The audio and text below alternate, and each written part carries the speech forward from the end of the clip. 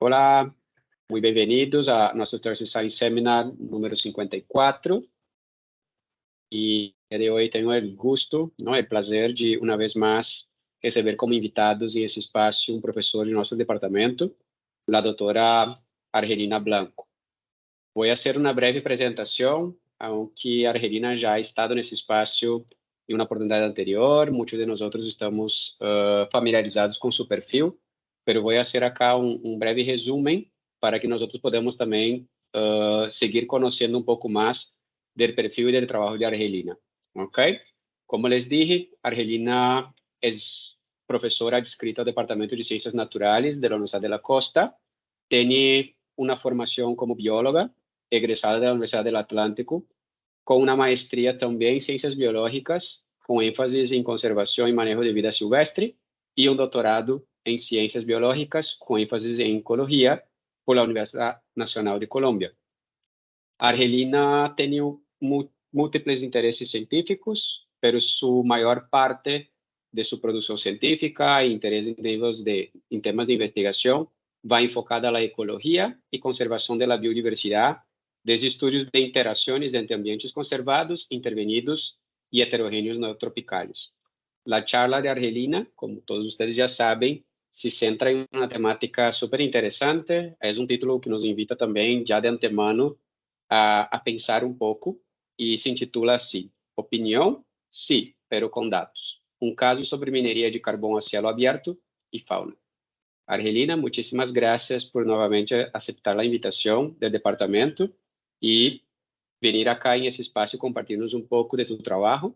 Oxalá que todos os assistentes possam desfrutar também de lo que já ha logrado Argelina e que esse espaço também nos possa generar novas interações também dentro do departamento e se há assistentes externos também com outros departamentos ou instituições. Argelina, bem-vinda. Te dou toda a palavra.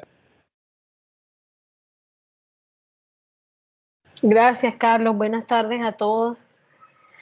Pues sí, de nuevo en el seminario. Bueno, voy a compartirles mi pantalla inicialmente. Les agradezco si me confirman que se vea. Voy a ponerle vista completa.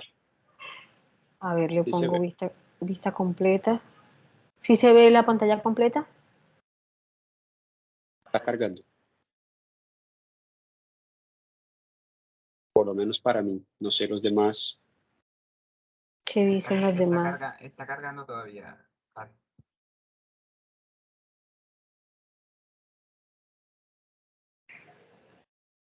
¿Y ahora?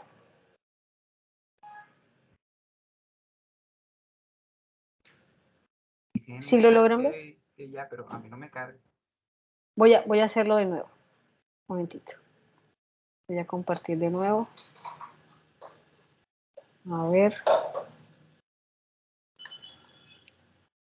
¿Y ahora? Ahora sí. Listo. Listo. Bueno. Gracias.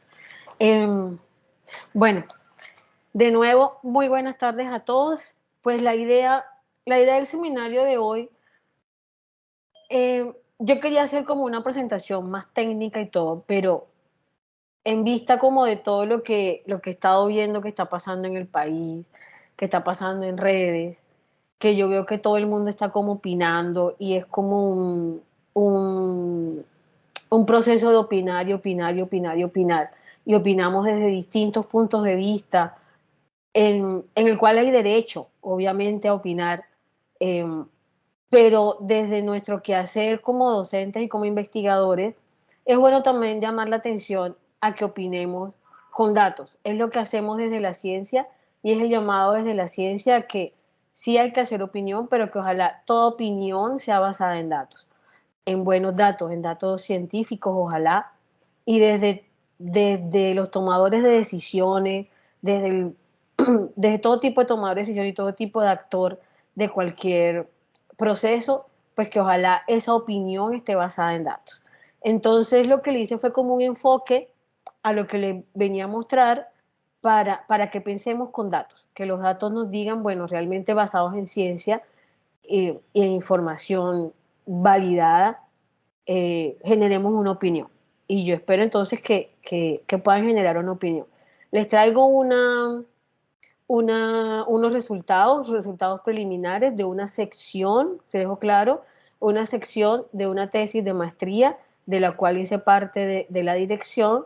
La tesis fue realizada por María Claudia Franco Rosso. Lo hicimos en coautoría con Viviana Gómez del Instituto Alexander von Humboldt y con el profesor Andrés Heter de la Universidad Javeriana. Y esto fue en el marco de la maestría en uso y conservación de biodiversidad de la Universidad Javeriana. ¿Sobre qué vamos a hablar? Vamos a hablar, pues, cómo está distribuido nuestra charla, una introducción, luego cómo se hizo, datos y métodos, resultados, luego una discusión de esos resultados y unas perspectivas. Vamos a empezar a hablar entonces de un tema álgido, ¿no? En este momento en redes, como les decía, y es sobre la minería. Y existe de todo, ¿no? Desde la ciencia se ha hablado de los motores, los drivers, que también se le conocen, de pérdida o de cambio de biodiversidad. Y sí, dentro de esos cambios que son netamente antropogénicos, dentro de esos motores que son netamente antropogénicos, pues sí, la minería hace parte de esos cambios. Es evidente porque produce cambios en paisaje, produce cambios en recursos hídricos, en suelo, cambios geológicos, entre otros, ¿sí? Y está dentro de lo que catalogamos como esos drivers directos de cambio de biodiversidad. Pero también tenemos que entender que la minería produce materiales esenciales, que es importante, que también la necesitamos para el desarrollo. Estoy hablando en este caso, y que quede bien claro, que hablo acerca de la minería legal, ¿sí? Entonces, la minería produce materiales esenciales para nuestra vida. Aún estamos de productos de la minería y es útil para el desarrollo económico de la región. Colombia, en este caso particular de este punto, que es el carbón, Colombia es exportador de carbón. Tiene una importancia grandísima en el PIB nacional la exportación de carbón, en términos de los recursos que genera el Estado y los directos que genera la exportación de la actividad de carbón. Legal, sigo insistiendo, legal. La necesidad entonces surge de que tenemos que tener un balance, y es lo que siempre abogamos en términos de la sostenibilidad. Tenemos que tener un balance entre la explotación y la conservación de la biodiversidad. Eso es un discurso que lo conocemos todos los que trabajamos en conservación de biodiversidad y en sostenibilidad, y es lo que estamos intentando lograr, y es desde la legalidad lo que se está intentando hacer. Entonces, con eso, pues, se ha generado en Colombia una política ambiental y tenemos toda una base legal ambiental en el país que es completamente reconocida, y que además esas empresas que son legales tienen que formular proyectos para prevenir, mitigar, corregir, compensar, manejar esas afectaciones desde el punto de vista de la minería legal y el sistema legal colombiano. Específicamente esta zona en la que les voy a mostrar los resultados se realizó en el Caribe colombiano. Es una zona con bosque seco tropical. Este bosque seco tropical en Colombia está en estado crítico. Tiene dentro de sus tantos motores de pérdida, porque no es la minería el principal motor de pérdida, entre sus tantos motores de pérdida y sus actividades antrópicas está la minería de carbón, ¿sí? Una mina de carbón conocida en La Guajira que opera por allá como desde 1983, algo así. Esta mina legal tiene establecido un plan de manejo ambiental y unas acciones específicas de manejo ambiental que lo vamos a ver en el transcurso de esta presentación, y que de alguna manera analizamos en esta investigación. Entonces, ¿cuál fue el propósito? En medio de esa realidad del bosque, de esa realidad de la biodiversidad, entonces evaluamos los cambios que ha tenido el paisaje. Es la primera sección de la investigación. No la voy a tocar aquí en fondo, sino que voy a tocar en fondo la segunda parte, que es sobre el efecto sobre la fauna. ¿Sí? Entonces, cómo esos cambios han tenido efecto sobre la fauna por la actividad minera y en esas medidas de manejo ambiental. Entonces el llamado es, está bien el activismo, está bien que opinemos, está bien que querramos conservar la biodiversidad, eso está muy bien, pero necesitamos mucha más ciencia. Somos un país en desarrollo y necesitamos mucha más ciencia. La ciencia es la que nos va a generar datos, hacer esos análisis de datos con los cuales podemos tener una visión más crítica con información relevante, con la información que se requiere para poder tener una opinión y para poder tomar decisiones. Entonces no nos confundamos, por ejemplo, en la ecología con el ecologismo. Los que trabajamos ecología hacemos ciencia desde la ecología y otro diferente es el ecologismo y el activismo. De acá el llamado es a la ecología, a los que hacemos ecología como ciencia. Entonces vamos a presentarles datos analizados desde la ecología. ¿Qué fue lo que se hizo? Perdón. Se fue hacia la zona donde opera la mina. Son más o menos en el área de estudios que se delimitaron más de 73.000 hectáreas, ubicadas en los municipios de Albania, Riohacha, Barrancas, Atonuevo y Maicao, en La Guajira, con bosque seco tropical. Queda en el valle del río Ranchería, por un lado está la serranía de Perijao, por el otro lado están las estribaciones de la Sierra Nevada de Santa Marta y pues todas las características ambientales que tiene el bosque seco tropical, y dentro de entonces vamos a encontrar las zonas de minería, zonas con bosque, zonas manejadas, ¿listo? Y eso hicimos todo un análisis, tomamos los datos que ha generado la empresa en monitoreos de fauna que han sido generados por biólogos especialistas en cada área en cada grupo biológico, y los monitoreos se han hecho constantemente en los mismos sitios. Entonces, tiene esta empresa unos sitios establecidos para el monitoreo, son 9 sitios, y siempre está haciendo los monitoreos como se debe hacer el monitoreo, en los mismos sitios, con el mismo esfuerzo de muestreo, los mismos métodos. Entonces tomamos los monitoreos 2005-2006, 2009-2010, 2012-2013 y 2016-2017. Están en 2 años porque ellos siempre hacen muestreo seco y lluvia, como es normal que se debe hacer en el bosque seco para capturar la mayor cantidad de información, porque hay una variabilidad bien grande entre lluvia y sequía. En estos 9 puntos, 7 son en microcuencas que están asociadas a la gran cuenca del río Ranchería, un sitio de rehabilitación y un sitio de compensación ambiental, que es un sitio que ellos han dejado con bosque nativo. ¿Qué fue lo que hicimos en cada sitio? En cada sitio se hicieron buffers. Lo primero fue, ¿para qué estos buffers? Para determinar a qué escala responde los grupos biológicos que estamos analizando. Entonces, esas escalas no las definimos porque sí, las definimos con literatura, cuáles son las escalas que podíamos trabajar de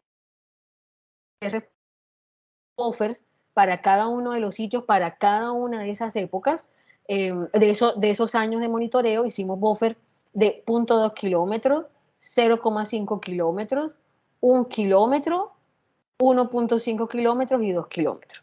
A cada buffer, entonces, sacábamos la cantidad de tipos de cobertura, será un Corinland Cover para Colombia. Entonces tenemos áreas de minería, áreas naturales, áreas rehabilitadas y áreas transformadas. Tomamos las Corin y las resumimos en ese tipo de cobertura. Eso para, como les digo, todos los sitios, en todos los eventos de muestreo. ¿Qué hicimos luego con esa información? Ya tenemos la información de monitoreos de fauna, como les dije, 4 monitoreos en 10 años, y tomamos como criterio para qué escoger, cómo escogíamos, porque ellos han muestrado muchos grupos de fauna, escogimos 2 grupos de fauna porque queríamos ver cómo era, si había respuesta diferencial por grupo biológico. Entonces tomamos 2 grupos contrastantes, con movilidad diferente, que tuvieran un único método de muestreo y que tuvieran igual esfuerzo de muestreo. Entonces nos fuimos por escarabajos coprófagos y murciélagos.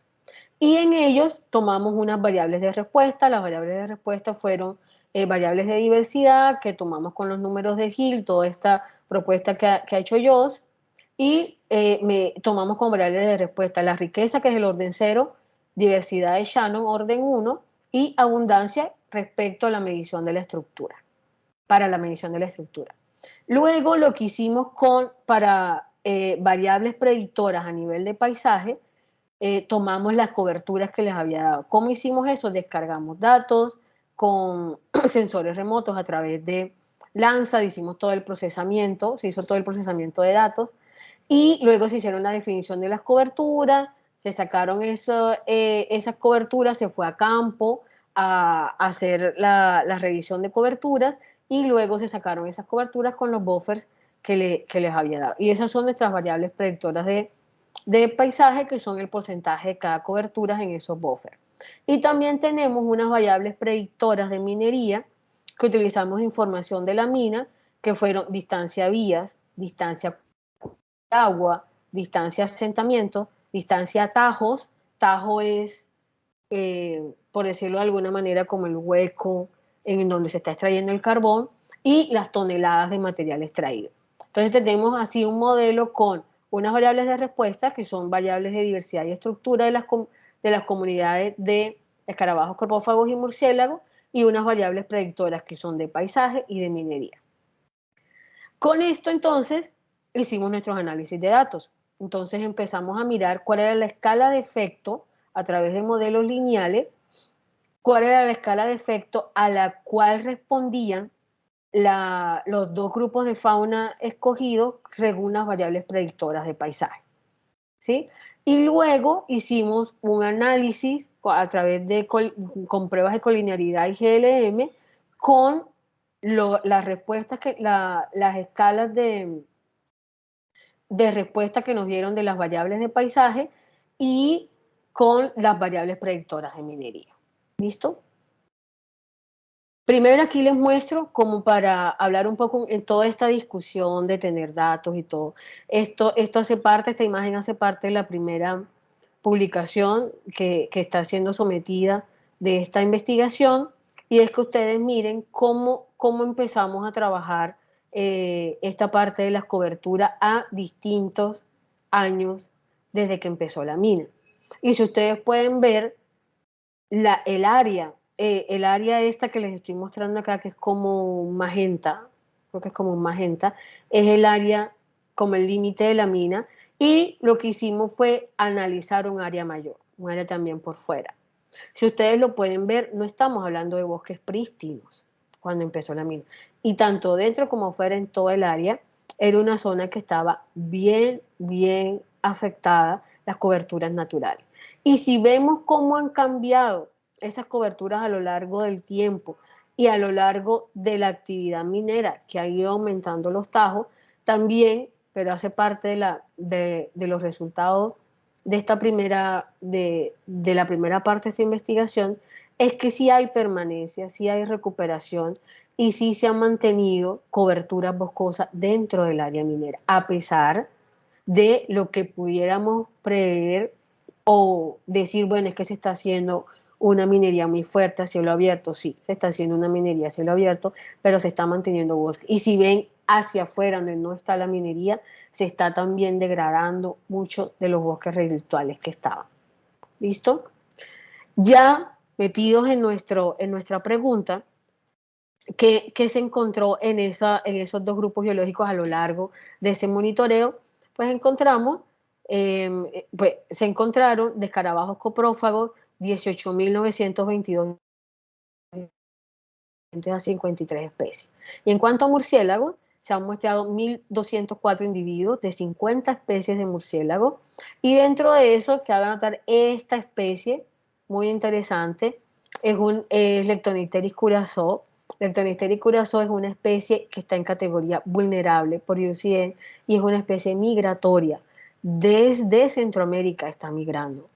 Entonces es súper importante saber que está llegando a esa área, al área donde estos muestreos están dentro de la actividad minera, y está llegando Leptonicteris curassow y está llegando y está siendo reportada en los monitoreos.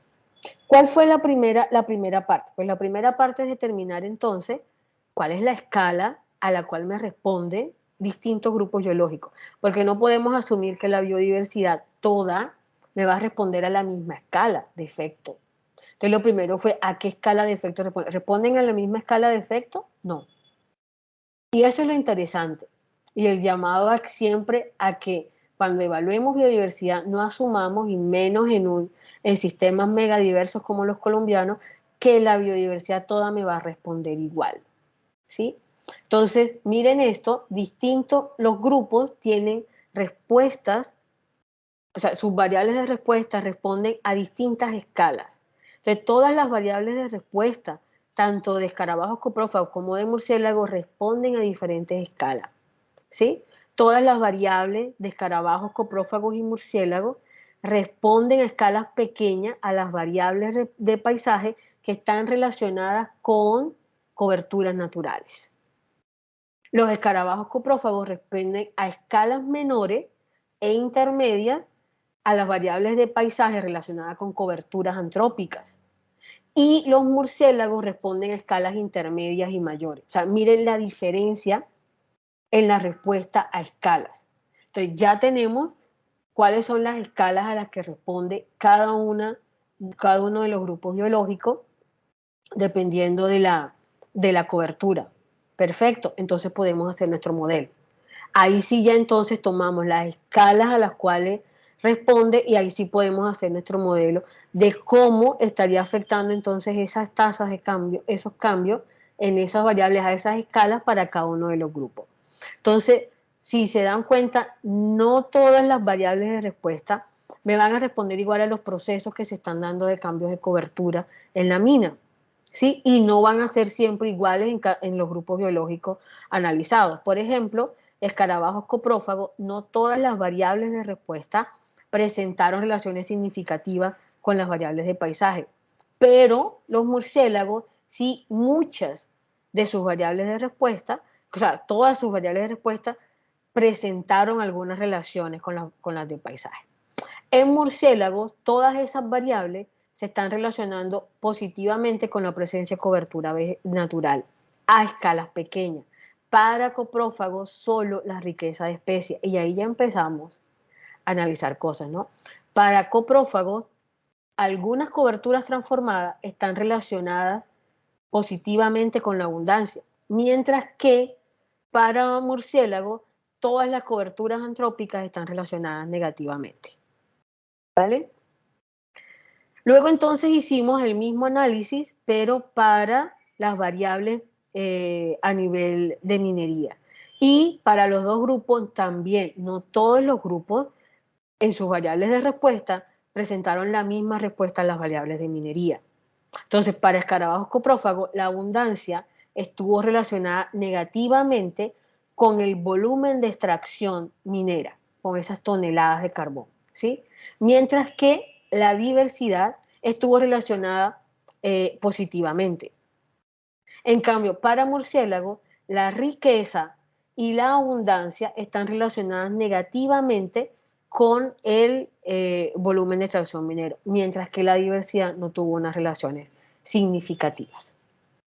¿Vale? Y esto es el ejemplo entonces, lo que suponemos entonces con estos datos es que los escarabajos coprófagos entonces serían más resilientes a la actividad minera que los murciélagos, que serían un poco menos resilientes, sin pérdida. Estamos hablando de que no a través de los años perdimos todas las especies de murciélagos. No, miren qué comportó la riqueza de especies, cómo se comportó la abundancia para cada uno de los grupos y los valores de diversidad. Los valores de diversidad casi que se mantienen estables en murciélagos. Aquí hubo una serie de cambios a nivel de escarabajos coprófagos. Entonces, la importancia, ¿no? Y esto es cómo se ha comportado la actividad minera en torno a las toneladas de material extraído, y estos son los otros comportamientos de las otras variables predictoras a nivel de minería. En cuanto al manejo ambiental, en las áreas de compensación para murciélagos se han encontrado 3 especies. Esas áreas de compensación son unas áreas que ha dejado Cerrejón que no ha tocado, ¿sí? Son áreas de bosque seco que están dentro de sus predios, pero que ellos han dejado como compensación. Se encontraron solo en esa área 3 especies de murciélago y en esa área es donde están los registros de Leptonicteris curazao. Sí, que como les dije es una especie vulnerable.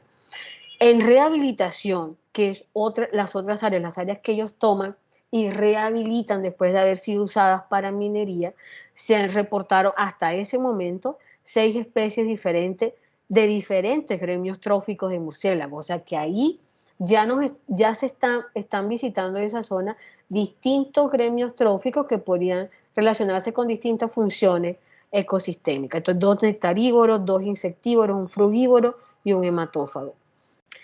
Esa diversidad en ese sitio en rehabilitación puede estar afectada por esa baja riqueza y sí, pero son esas zonas en rehabilitación. Estamos hablando de un proceso de rehabilitación de una zona que fue en su momento un tajo, ¿sí? Con actividad minera de extracción del material. Y para escarabajos coprófagos, en las áreas de compensación se reportaron 31 especies y en la de rehabilitación 26 especies. Miren que como los escarabajos coprófagos, o sea, más o menos en riqueza, cómo se están estableciendo mucho más rápido que los murciélagos.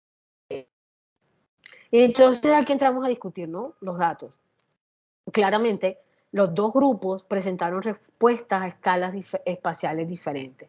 ¿Por qué? Porque estamos hablando de historias de vida distintas, requerimientos específicos distintos de cada uno de estos grupos.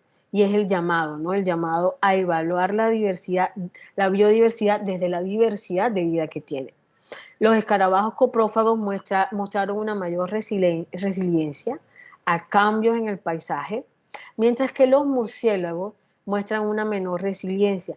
Y esto posiblemente está asociado a las historias de vida porque ellos requieren ciertas configuraciones de paisaje, de áreas boscosas y tienen unos mayores requerimientos en cuanto a alimentación, en cuanto a migraciones, en cuanto a requerimientos de hábitat que pueden no tener tanto los coprófagos. Por tanto, entonces aquí se comprueba la importancia de hacer los análisis multiescala, ¿sí? ¿A qué escala en realidad está respondiendo cada grupo biológico? Y multitaxa es evaluar distintos grupos biológicos con distintas condiciones, historias de vida para mirar exactamente cómo es que me está respondiendo la biodiversidad y no meter en un solo saco, por decirlo de alguna manera, toda la información. Entonces, súper importante para identificar a qué escala mejor se predice la respuesta de cada grupo, ¿sí?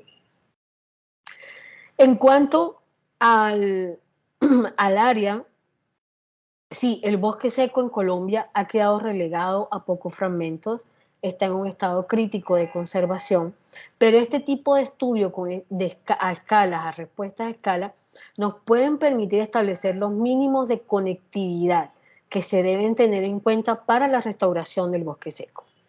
Para esos análisis hay que tener en cuenta las diferencias de la ubicación, el tipo de ecosistema. O sea, no es que vamos a tomar ahora eso de bosque seco para ponerlo exactamente a que esa es la respuesta a otro tipo de bosque, no. Hay que tener en cuenta todos los distintos tipos de ecosistemas y hacer estos análisis de respuesta de escala a distintos ecosistemas, ¿no? Ese efecto negativo, sí, existe un efecto negativo en actividades antrópicas sobre riqueza y abundancia, pero no fue significativa sobre la diversidad de escarabajos, coprófagos y murciélagos. Entonces, la respuesta a mayores escalas en este trabajo es un reflejo de esas conectividades regionales que se necesitan establecer y que muchas instituciones y muchos tomadores de decisiones están intentando hacer para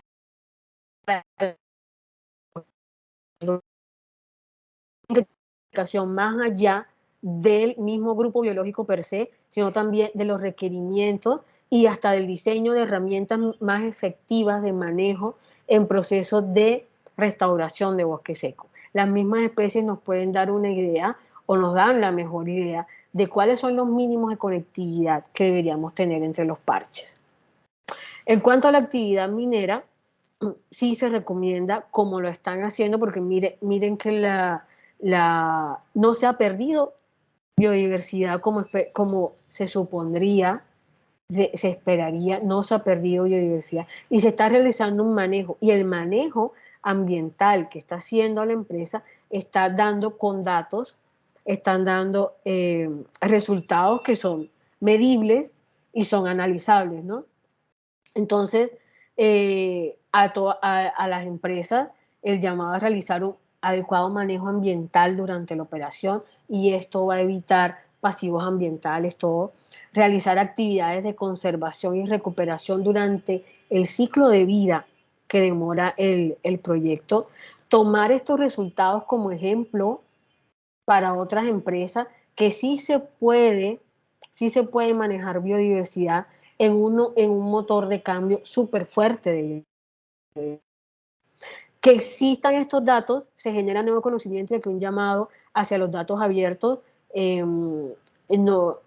empresa nos hemos enterado que está dejando datos en repositorios como YEVIF y el CIP Colombia, que son plataformas de datos abiertos, y estamos haciendo un llamado a que la mayor cantidad, por favor, de empresas empiecen a generar estos datos y a ponerlos en esas plataformas de datos, podamos hacer esta serie de análisis y podamos tener puntos de vista, opiniones con datos, ¿sí? Y poder seguir analizando cómo son los cambios de la biodiversidad frente a los motores de cambio, ¿no? Entonces, la presencia de áreas naturales es el elemento de paisaje más importante para la conservación de los escarabajos, coprófagos y murciélagos en esta zona de bosque seco tropical, y que las coberturas antrópicas afectan riqueza y abundancia. ¿Listo? En términos de minería legal, toda extracción minera legal tiene unas condiciones ambientales impuestas por el Estado, ¿no? Y esas condiciones ambientales deberían para las empresas ser vistas como una oportunidad de establecer medidas de manejo planificadas para el control y la mitigación de estos impactos, ¿sí? En estos tipos de botaderos, en estos tipos,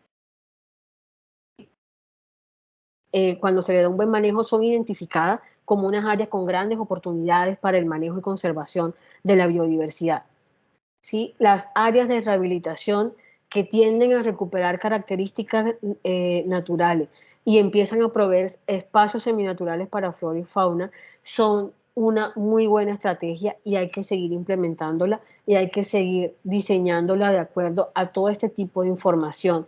Y es lo que nos están llamando al manejo de la biodiversidad actual frente al sistema de transformación actual que está teniendo el planeta en torno a la biodiversidad. Proteger, manejar y restaurar. Y bueno, la medida de manejo más importante que está siendo aplicada ahora mismo en la mina para mantener los ensamblajes de fauna de acuerdo a esta investigación para estos grupos está asociada a la conservación de la cobertura natural, tanto en la planificación de las áreas sin intervenir como en las áreas de compensación. Y como les decía, esto está completamente relacionado con lo que se está proponiendo de proteger, manejar y restaurar, y en estos modelos de planificación y manejo de biodiversidad a nivel mundial. Entonces, con estos datos soportamos que sí se debe seguir haciendo este tipo de manejo, y miren que un motor de pérdida tan fuerte podría no convertirse en algo tan caótico. Y bueno, el llamado a que se generen opiniones, sí, pero que esas opiniones estén basadas en evidencia. Y basados en evidencias que podemos lograr conocer, usar y conservar la biodiversidad que tenemos. Solo así, solo con datos, solo con evidencia de la ciencia podemos diseñar estrategias efectivas para conocer, usar y conservar biodiversidad. Importante, después de nuestra experiencia con estos datos abiertos, que se generen relaciones empresa-academia, no es una frase de cajón, es necesario, sí se puede, y miren que esto es un ejemplo de que sí se puede generar investigación con la relación academia-empresa, que se generen políticas empresariales de datos abiertos, que se determinen con base en datos cómo se relacionan las actividades productivas con la biodiversidad y que sea un punto de partida esta investigación para evaluar otros grupos de biodiversidad. En este momento estamos intentando evaluar otros 2 grupos también para publicación. Esto que les estoy mostrando es una publicación que ya está a punto de salir, entonces estamos siguiendo evaluando otros grupos. Y bueno, agradecerle, como les dije al principio, a la maestría en uso y conservación de biodiversidad del Departamento de Ciencias Ambientales y Rurales de la Pontificia Universidad Javeriana en Bogotá, y esto fue una tesis de esa maestría de una estudiante de esa maestría, María Claudia Franco, y a la empresa Cerrejón por facilitar los datos, el análisis y permitirnos entrar a sus predios para la validación en campo. Muchísimas gracias.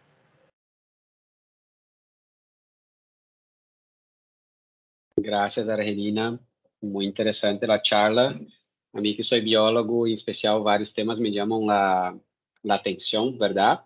Pero me gustaría de invitar a los asistentes también que tengan preguntas, dudas, curiosidad, si hay algún término, algún tema técnico también desde la ecología que Argelina ha usado, que les gustaría que explicara más, que soliciten la palabra usando la mano y de una les habilito el micrófono para que hagan sus preguntas. ¿Ok? Queda la invitación. Sé que hay muchos que no son biólogos conectados y más importante aún es que ustedes participen para que puedan sacar provecho de la charla. ¿Hay alguna pregunta, profes? ¿Están pensando? Pueden alzar la mano, hay la opción, ¿ok?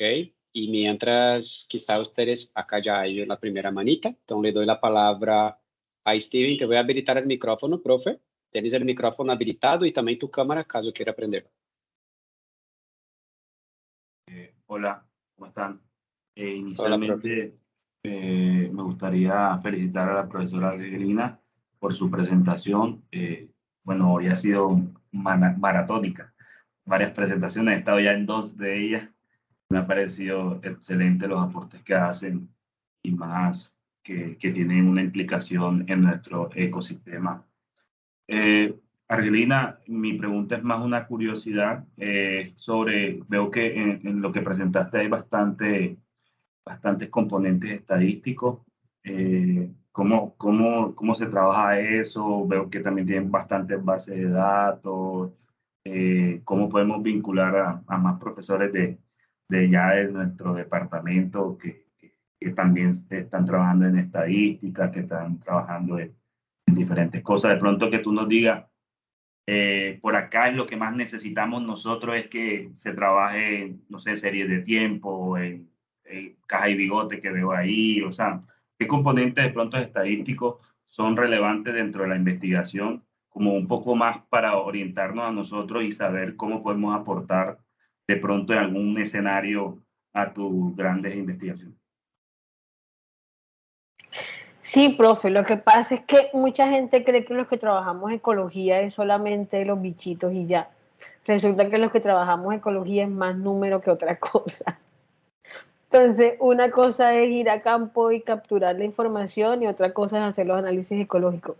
Entonces, en ecología, los que trabajamos ecología trabajamos mucho esta parte. Esto que usted vio acá es realizado por nosotros mismos, sin ayuda de estadísticos. O sea, son los modelos que se trabajan en ecología, son modelos fuertes, pero hay que tener una muy buena base estadística, pero se trabaja normalmente dentro de los ecólogos, ¿sí? Es eso, o sea, no estoy diciendo que no necesitemos los estadísticos, los necesitamos todo el tiempo. Sí se pueden hacer cosas, ahorita podemos hablar de eso, pero, pero en términos de ecología, estos son los análisis que nosotros hacemos. En el imaginario, como le digo, de otras profesiones, lo que creen es que nosotros vamos y vemos los animalitos y hablamos de los animalitos o de las plantas y les tomamos fotos y hacemos todo eso que vemos allá, que sí si vamos a campo, tenemos unos diseños de muestreo bien fuertes, se genera un banco de información grandísimo. Los bancos de información, por ejemplo, de CIP Colombia son abiertos. Ahí está toda esa información para el que la quiera utilizar. Pero ojo, porque ahí esa información está, pero hay que tener criterio biológico de qué se usa y qué no se usa. Miren que nosotros tomamos por criterios biológicos cuáles datos sí funcionaban y cuáles no. Sí, por métodos de muestreo, por cuestiones ya relacionadas con la biología de los organismos. Y luego de eso, pues todos los ecólogos lo que hacemos es todo eso bonito que vemos en campo y todo se convierte en una matriz de datos y eso se convierte en unos análisis en R, en Python, en todo, y todo ese trabajo. Sí se pueden hacer estudios, como les dije, hay mucho por hacer.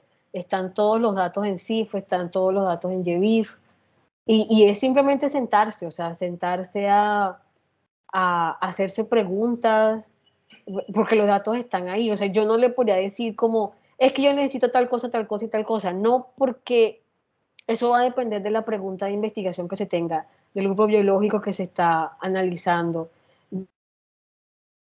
de todo esto, si te diste cuenta, se analiza la data, se determinan variables estadísticas, se determinan cuáles son los mejores modelos. Entonces, o sea, los datos están, hay un repositorio grandísimo, estos datos, tengo entendido de Cerrejón que están también en el repositorio, y pues ahí es sentarse a hablar, sentarse a ver. ¿Sí? Pero siempre en el imaginario colectivo, les digo, los ecólogos trabajamos con datos y esos datos son números. Yo tengo las fotos, me voy a campo y la paso bien, a veces muy mal, porque tampoco siempre se pasa bien, muchas veces se pasa muy mal, hay que aguantar mosquitos, hay que aguantar lluvia, hay que aguantar calor, hay que aguantar de todo para tomar la data, pero todo eso bonito o que la gente percibe como, ay, lo chévere, muéstrame las foticos de los bichos, muéstrame las foticos de esto, eso al final es un número, y así trabajamos los ecólogos, con números. Gracias, Argelina. Gracias, profesor Steven, también por tu pregunta. Voy a me atrever a hacer un breve comentario también, ¿no?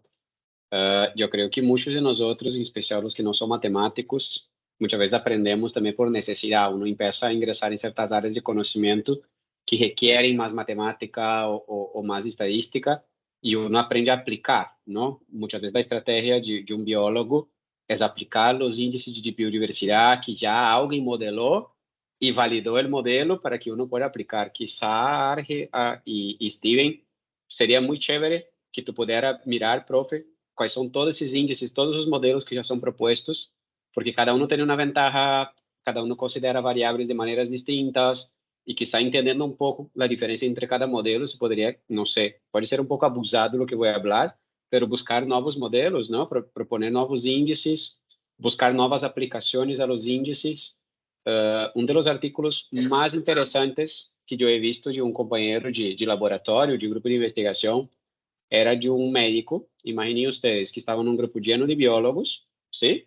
Ahí tenían farmacéuticos, era un grupo muy diversificado de investigación.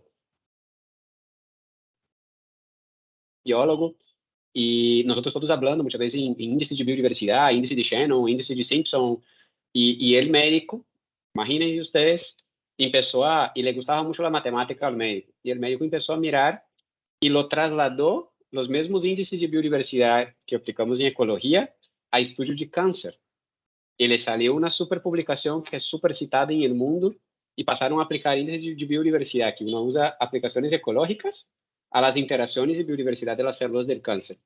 Y con ese índice, ele conseguia evaluar, por exemplo, que tão agressivo era o câncer, qual é a probabilidade de metástase e várias outras características. Eu les vou enviar, e foi um paper que lhe abriu muitas portas, ¿sí? Le abriu muitíssimas portas, acabou sendo um pós-doutorado em Cambridge, hoje é professor radicado num programa de biologia computacional, porque le gusta muito esse juego com dados. Então, não sei, profe, os seres matemáticos, os que tenham interesse, que empecemos, nosotros podemos ayudarlos, mostrar algunos modelos y ustedes empiecen a ver lo que estamos aplicando. siempre es un ejercicio muy chévere. A mí me ha pasado a lo largo de mi carrera también que voy aprendiendo lo que necesito, pero hay veces que uno llega a un límite y uno sigue aplicando lo que se aplica en la literatura, hasta que un matemático estadístico te mire y habla, pero tú no podrías estar aplicando aquí. Porque tú estás aplicando, bueno, porque leí, pero só porque leíste no significa que el otro lo cumplió los supuestos, hizo todo como debería. A mí me ha pasado, me ha cambiado mucho mi manera de trabajar también con análisis y creo, profe, que siempre bienvenido, o sea, que ustedes miren y quizá puedan nos llevar a otro nivel de análisis que quizá Argelina o yo, otro biólogo, no podamos de una porque no tenemos esa experticia, pero muy interesante, profe, y me alegra mucho también haber matemáticos interesados en el biológico. Hay libros buenísimos, yo creo que en su momento comenté a Ismael que había encontrado un libro de cálculo que era directamente centrado en biología. Iniciaba el curso de cálculo con como 2 estudios de caso, todos del área biológica, desde el del vuelo del murciélago, no sé qué, de la flor, y que a lo largo de cada tema de cálculo tú ibas desarrollando las competencias de cálculo, pero apuntando a entender un fenómeno biológico. Y la biología está llena de matemática, ¿no? La matemática explica mucho del biológico también. Voy a dar la palabra a la profesora Ana Parra. Ya te habilita el micrófono, profe. Tener el micrófono habilitado. Gracias, profe. ¿Me escuchan bien? Voy Prender. a caer. Listo. Arge, bueno, primero me gustó mucho esa investigación. Era un trabajo bastante bonito, por decirlo así, a manera de la biología. Pero bueno, tú sabes que estamos aquí en un público multidisciplinario, entre esos matemáticos, físicos. La pregunta mía va hacia, en este tipo de trabajos, de investigaciones, ¿cuál es el factor principal para nosotros escoger qué tipos de animales vamos a muestrar? En este caso, tú hiciste coprófagos, hiciste murciélagos, también dijiste. ¿Cuál es la base fundamental para cuando vamos a hacer este tipo de trabajo? Decir, bueno, voy a trabajar primero con este tipo de fauna o con este tipo de biodiversidad.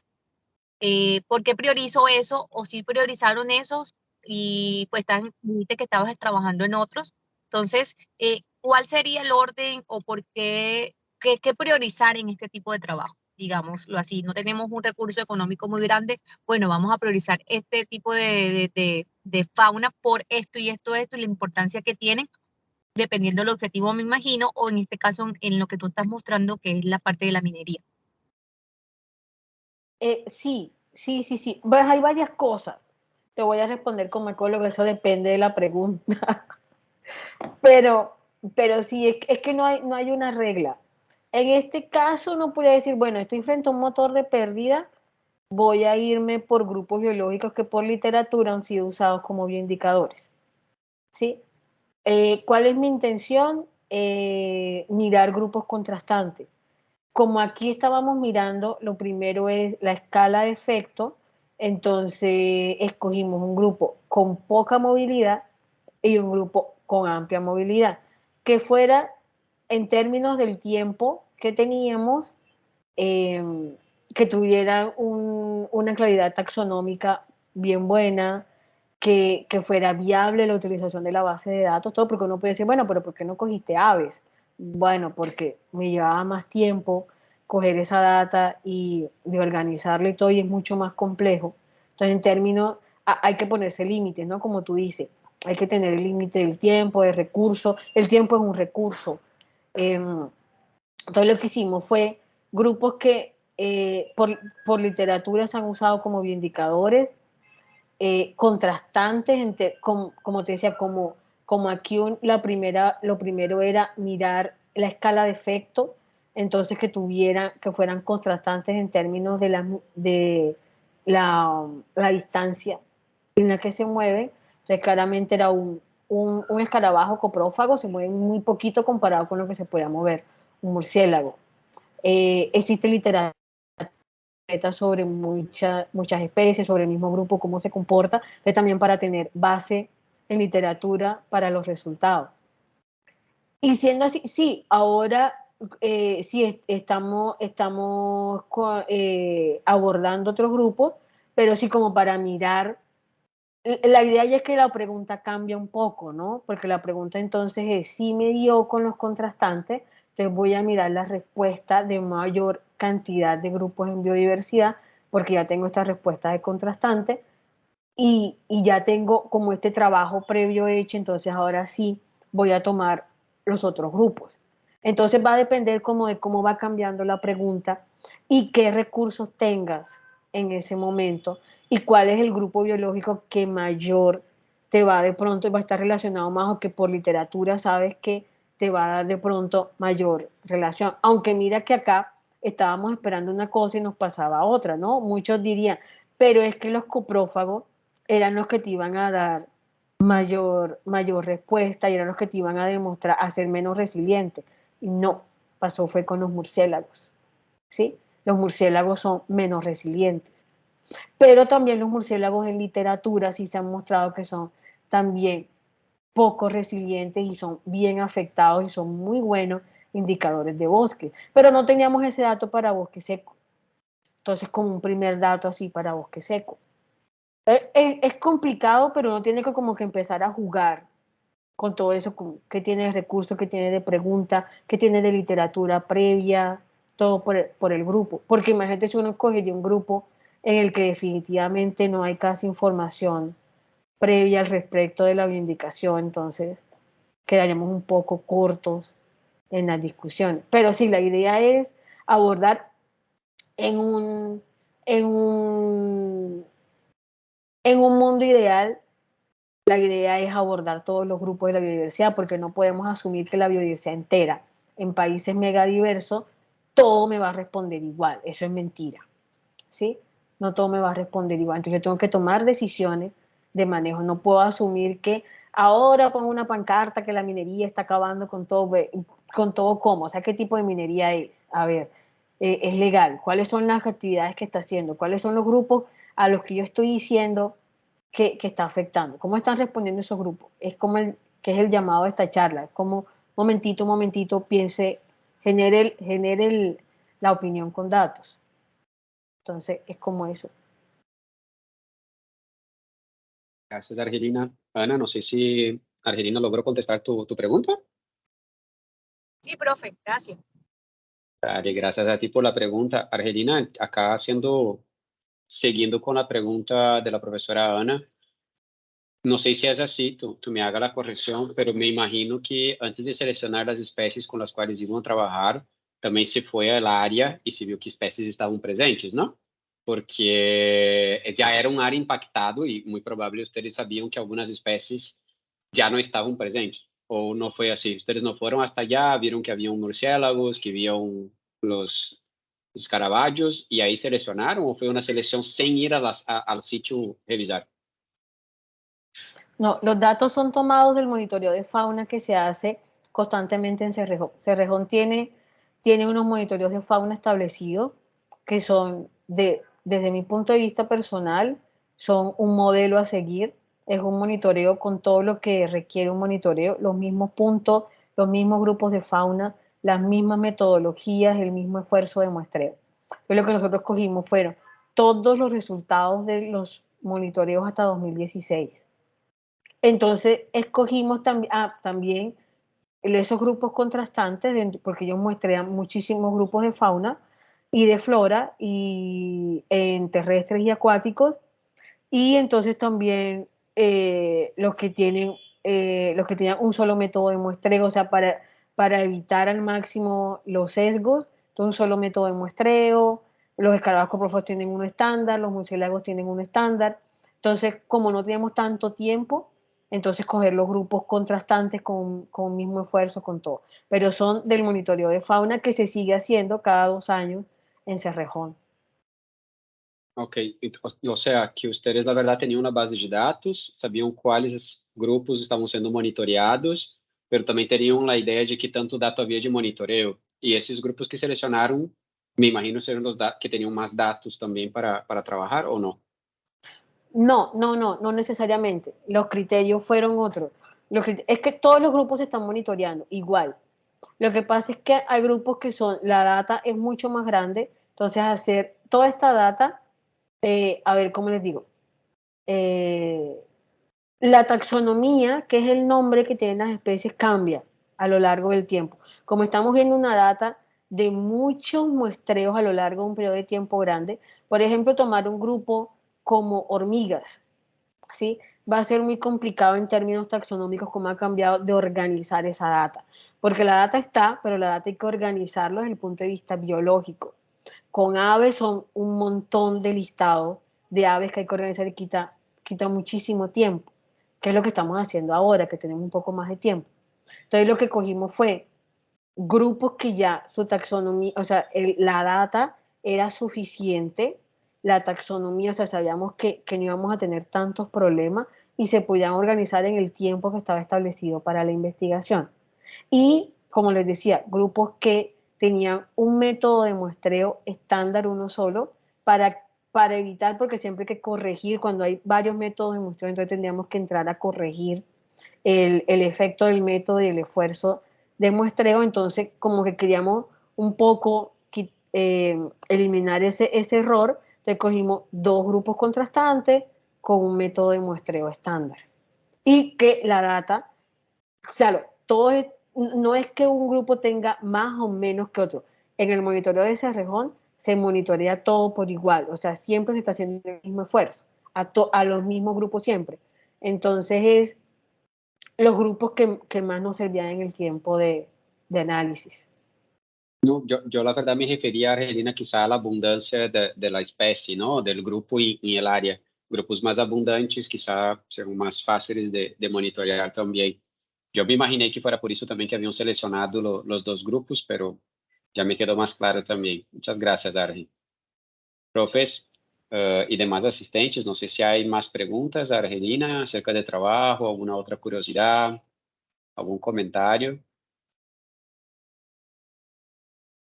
Voy a hacer entonces mi última pregunta, Argelina, y quería que tú nos comentara un poco, y en cierto momento de tu charla, tú comentaste que es del interés de la minería legal abrir espacios y hacer ese tipo de estudio.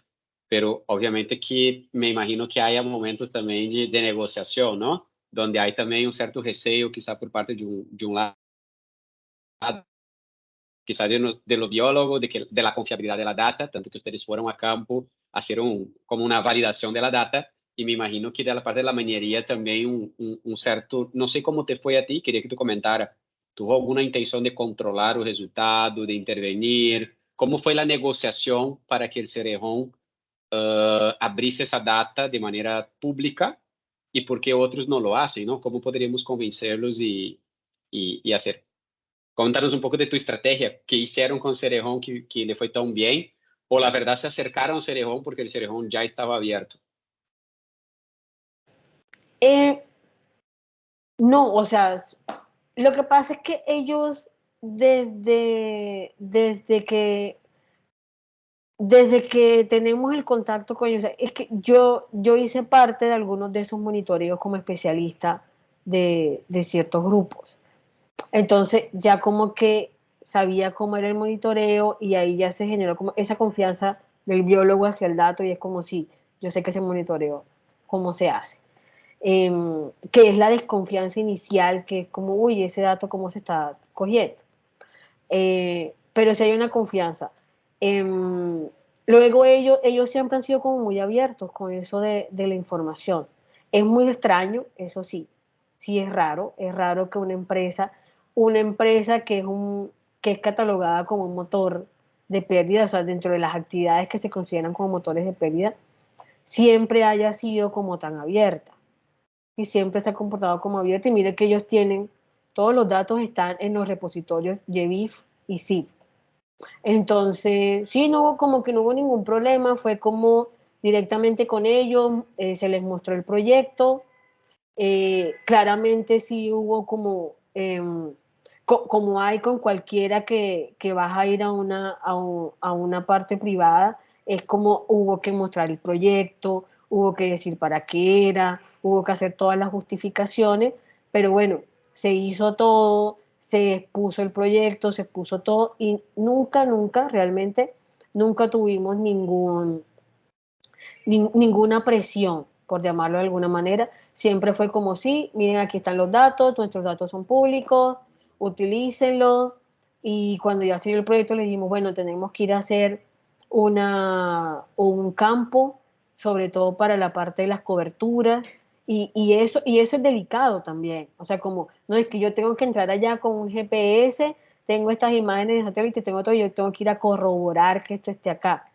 Y sí, fue como si entre, cuando ya son unas empresas grandísimas, entonces hay que hacer como toda la parte de seguridad industrial y todo para poderse mover allá adentro.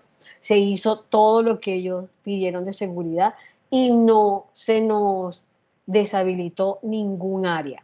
O sea, fue como a donde quieran entrar, donde les diga el GPS, acabamos, tal, no fue, en ningún momento fue deshabilitada.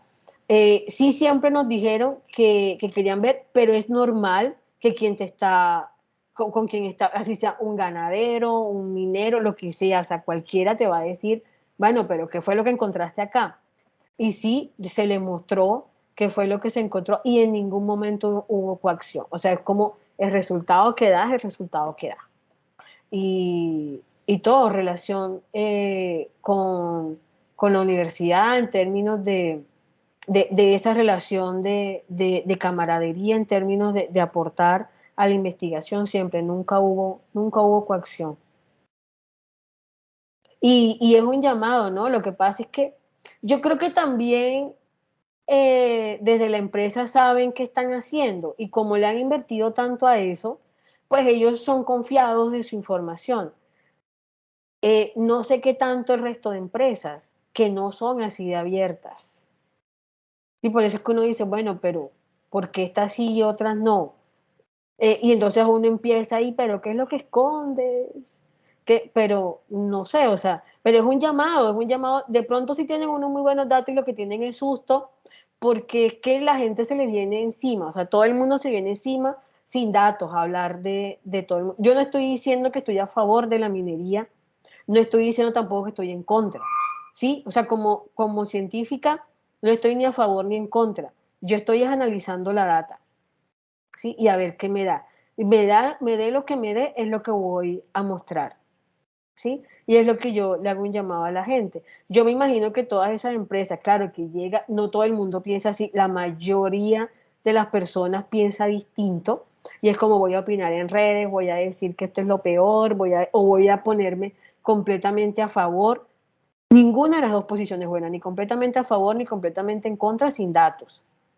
Pero entonces toda esta gente recibe toda esa presión. Yo me imagino que también por eso es como, uy, yo ni siquiera los muestro porque no sé qué va a pasar. Pero si es un llamado, si aquí hay gente de alguna de esas empresas y todo, como que no tengan miedo, como muestren la data y hacer las cosas bien, hagan las cosas bien.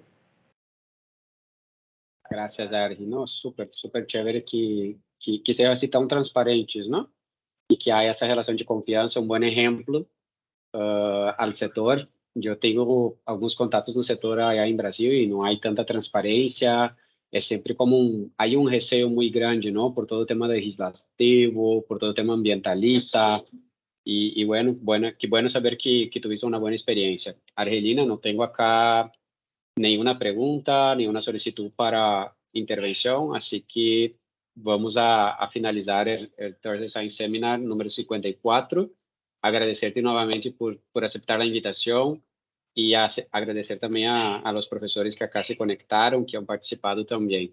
Ojalá que cada vez mais professores de nós outros participem e que podamos também começar a divulgar, não? Porque a ideia do Thursday Science Seminar é que também tenhamos a oportunidade de mostrar a contribuição que estamos fazendo à ciência e em trabalhos como o de Argelina, por exemplo, é muito claro também a contribuição que estamos fazendo ao entorno, não? É uma distância menor, um pouco mais direto, mas basicamente tudo que hemos mostrado ao longo do Science Seminar mostram o valor do que estamos fazendo na academia para a sociedade e para o ambiente científico. Profes, muchísimas gracias. Argelina, muchísimas gracias também.